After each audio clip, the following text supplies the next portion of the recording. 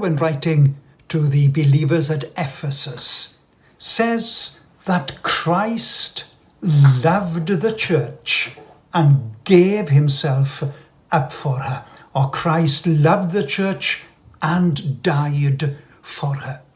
And when we think of the church, very often we think of our local church, and all of which are imperfect churches. And they became more imperfect the day that you and I joined it. There is no such thing as a perfect church. However, the church is God's idea. Despite her failings and shortcomings this side of eternity, yet Christ loved her and gave himself for her. Because the church, you see, is made up of individual Christians, fallen sinners, but yet redeemed. And he loved the church and gave himself for her. And this morning I'd like us to consider some of the names in Scripture given to the church. Let me start by reminding you of one of the names which is frequently found in Scripture, and that is the Church of God.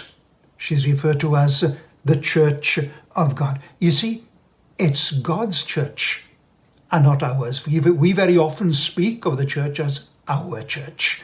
Sometimes people come up to us and ask us, oh, how many people go to your church? Well, in our church we are 70, we are 100, we are 200, we are 12. Or in our church we do this, we do that and do the other, as if it all rests on us. But it's the church of God. The church belongs to him and not to us.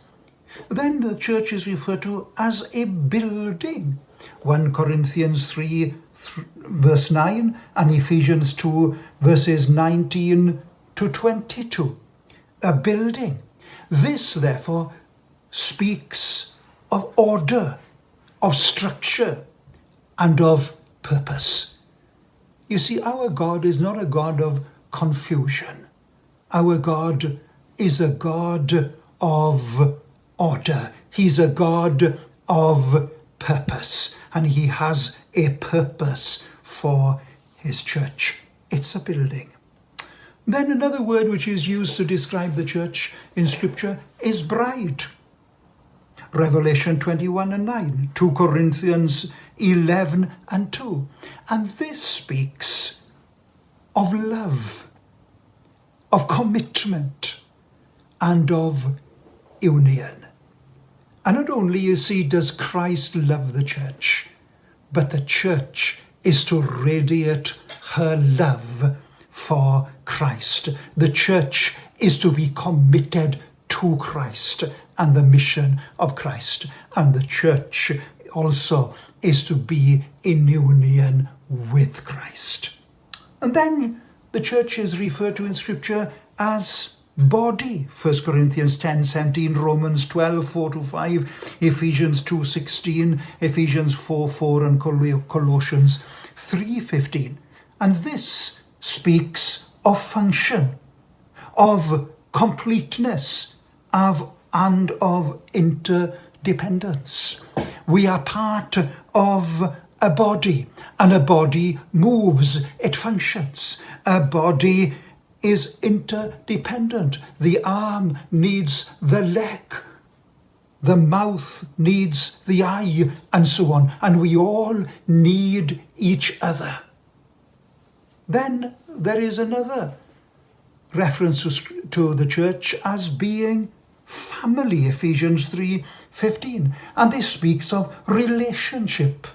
It speaks of sharing. It speaks of living together. It speaks of no pretense. It speaks even of discipline. You see, a family has a relationship. A family lives together. It shares what it has. There is no pretense. What you see is what you get in a family. And the same should be true of the church. And also in the family there is discipline. And in the church as well there must be discipline. And then, of course, it is referred to as God's field, 1 Corinthians 3:9.